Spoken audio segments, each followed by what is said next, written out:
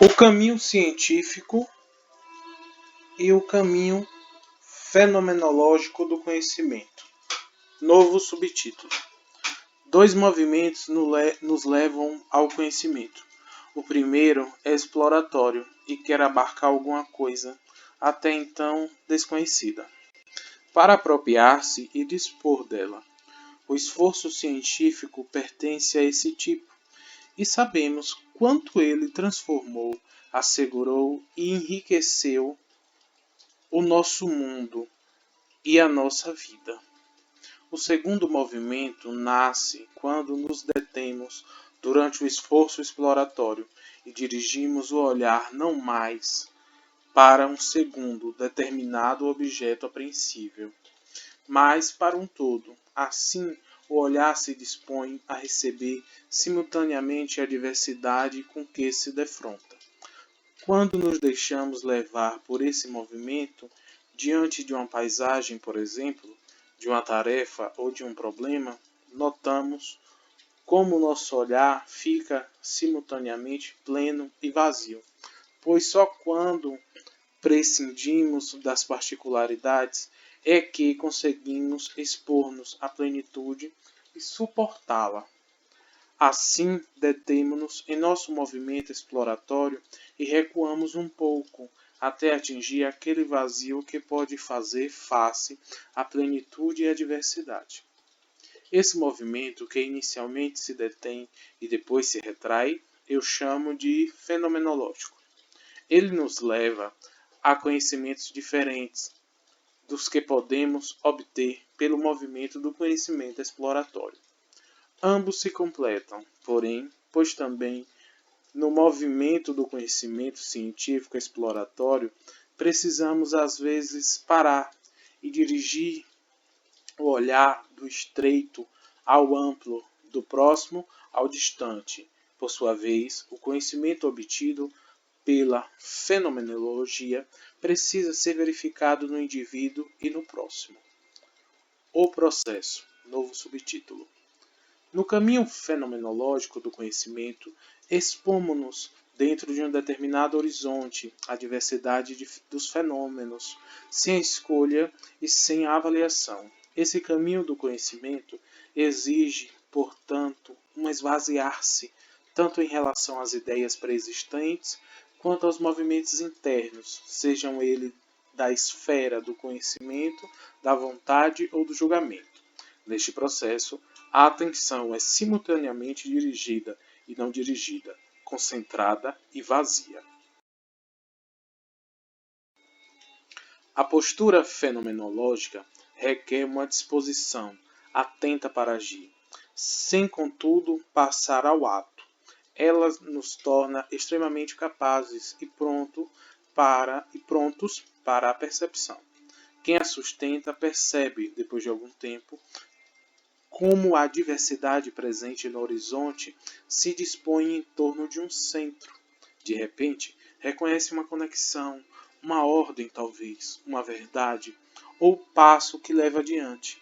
Essa compreensão provém igualmente de fora, é experimentada como uma dádiva e, via de regra, é limitada. A renúncia, novo subtítulo. O primeiro pressuposto para alcançar essa compreensão é a ausência de intenção. Quem mantém intenções impõe à realidade algo de seu. Talvez pretenda alterá-la a partir de uma imagem preconcebida ou influenciar e convencer outras pessoas de acordo com ela.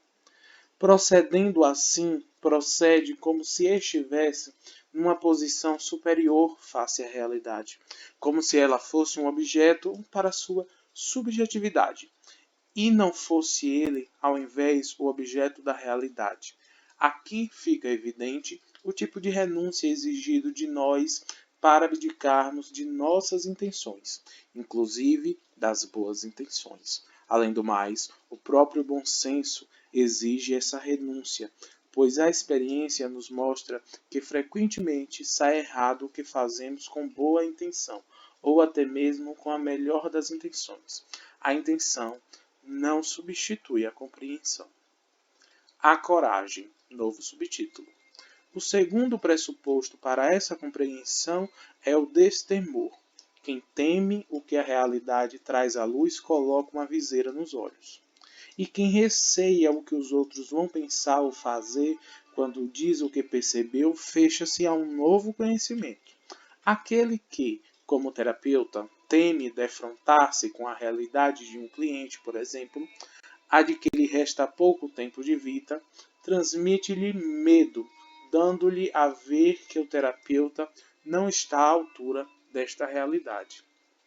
A sintonia, novo subtítulo. A ausência de intenção e de medo permite a sintonia com a realidade como ela é, inclusive com seu lado atemorizante, avassalador e terrível.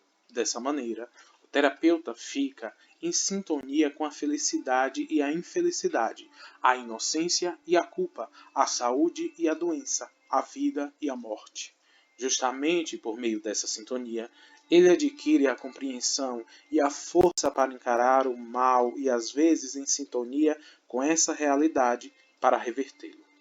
Sobre este tema, contarei também uma história. Um discípulo perguntou a um mestre: "Diga-me o que é liberdade?" "Que liberdade?" perguntou-lhe o mestre. "A primeira liberdade é a estupidez. Lembra o cavalo que relinchando derruba o cavaleiro só para sentir depois o seu pulso ainda mais firme. A segunda liberdade é o remorso. Lembra o timoneiro que após o naufrágio permanece nos destroços em vez de subir ao barco salva-vidas. A terceira liberdade é a compreensão. Ela sucede à estupidez e ao remorso. Assemelha-se ao caule que se balança com o vento e, por ceder onde é fraco, permanece de pé. Isso é tudo? Perguntou o discípulo.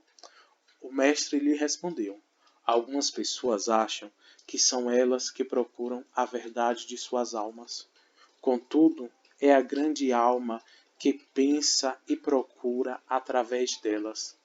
Como a natureza, ela pode permitir-se muitos erros, porque está sempre e sem esforço substituindo os maus jogadores, mas aquele que a deixa pensar recebe dela, às vezes, certa liberdade de movimento.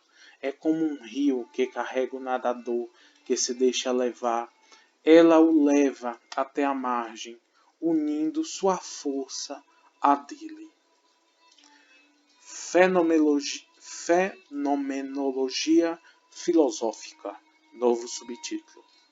Eu gostaria agora de dizer algo sobre a fenomenologia filosófica e a fenomenologia psicoterapêutica. Na fenomenologia filosófica, procuro proceder o essencial dentro a grande variedade dos fenômenos. Na medida em que me exponho totalmente a eles, com minha máxima abertura, esse essencial surge repentinamente do oculto como um raio e sempre ultrapassa em muito o que eu poderia excogitar ou deduzir logicamente a partir de premissas ou de conceitos. Não obstante, ele nunca se revela totalmente. Permanece envolvido pelo oculto, como cada ser é envolvido por um não ser. Dessa maneira, considerei dois aspectos essenciais da consciência. Por exemplo, que ela atua como um órgão de equilíbrio sistêmico, ajudando-me a perceber imediatamente se me encontro ou não em sintonia com o sistema e se o que faço preserva e assegura o meu pertencimento ou se, pelo contrário, o coloca em risco ou suprime, portanto, nesse contexto.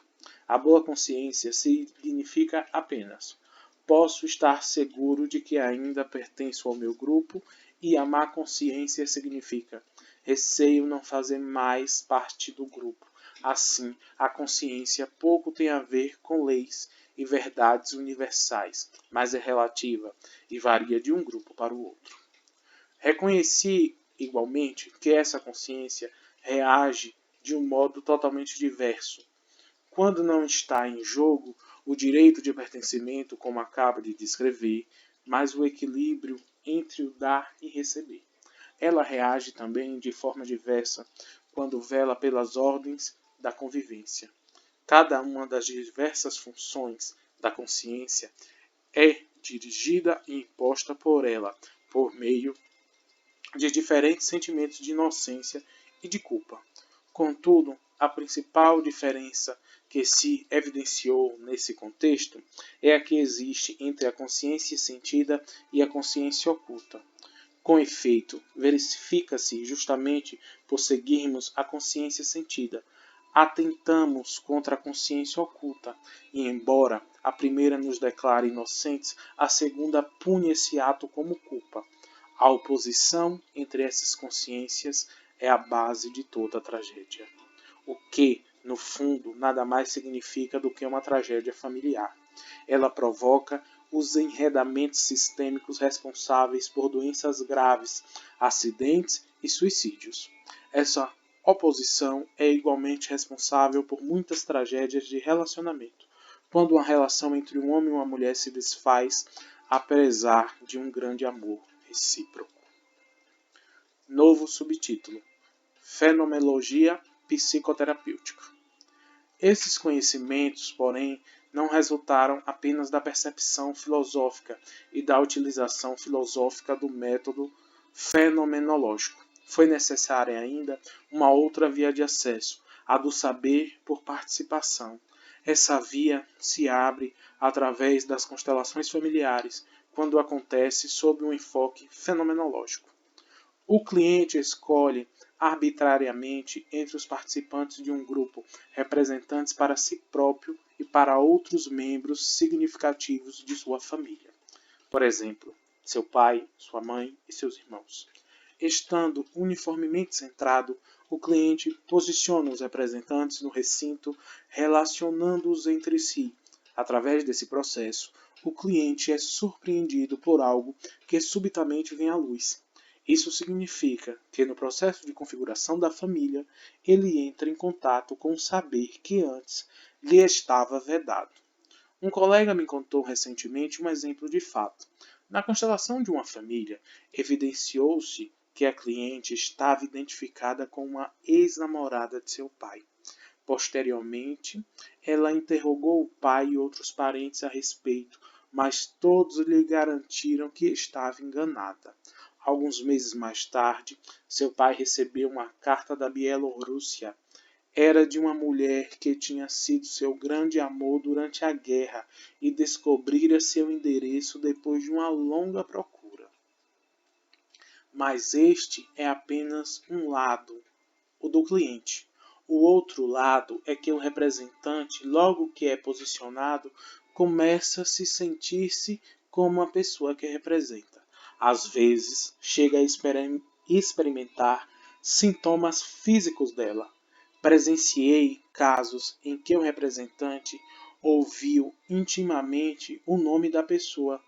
Tudo isso é experimentado, embora os representantes saibam somente qual é a pessoa que estão representando. Portanto, no trabalho com as constelações familiares, fica evidente que entre o cliente e os membros do seu sistema atua um campo de força que é dotado de saber e o transmite através da simples participação, sem mediação externa. O mais surpreendente é que também os representantes possam conectar-se com esse conhecimento e com a realidade dessa família, embora nada tenha a ver com ela, e possam saber sobre ela. O mesmo se aplica, naturalmente e de modo especial, ao terapeuta. Mas a condição para isso é que tanto ele quanto o cliente e os representantes estejam dispostos a defrontar-se com a realidade que pressiona por manifestar-se e a dizer sim a ela, tal como é, sem tensões, sem medo e sem recorrer a teorias ou experiências anteriores. Nisso consiste, aliás, a postura fenomenológica aplicada à psicoterapia. Aqui também a compreensão é obtida por meio da renúncia, do abandono de intenções e medos e do assentimento à realidade, tal como se manifesta. Sem essa postura fenomenológica, sem a concordância com que se manifesta, sem interpretações, atenuações ou exageros. O trabalho com constelações familiares fica superficial, sujeito a desvios e destituído de força. A alma, novo subtítulo. Mais surpreendente ainda do que esse conhecimento transmitido pela participação é o fato de que esse campo dotado de saber, ou como prefiro chamá-lo, essa alma dotada de saber, que transcende e dirige o indivíduo, procura e encontra soluções que ultrapassam em muito o que poderíamos imaginar, produzindo efeitos de muito maior alcance do que poderíamos obter como uma ação planejada. Isso se revela mais claramente naquelas constelações em que o terapeuta procede com a máxima reserva, limitando-se a colocar representantes para as pessoas significativas e entregando sem prévias instruções. Aquilo que nos arrebata como um poder externo, irresistível e o conduz a revelações e experiências que de outra forma pareceriam impossíveis. Citarei um exemplo. Há pouco tempo na Suíça, depois de constelar sua família atual, um homem julgou necessário acrescentar que era judeu. Coloquei então lado a lado 7 representantes de vítimas do Holocausto. Pus então atrás deles 7 representantes dos assassinos e fiz com que as vítimas se virassem para eles. Um incrível processo sem palavras desenrolou-se. Então, entre todos, durante cerca de um quarto de hora, esse processo evidenciou que existe algo como uma morte costumada e uma morte não costumada. Para a vítima e seu agressor, a morte só se costuma quando nela mutuamente se encontram e percebem que foram igualmente determinados e dirigidos por um poder que atuou sobre eles, e nele se sentem finalmente acolhidos.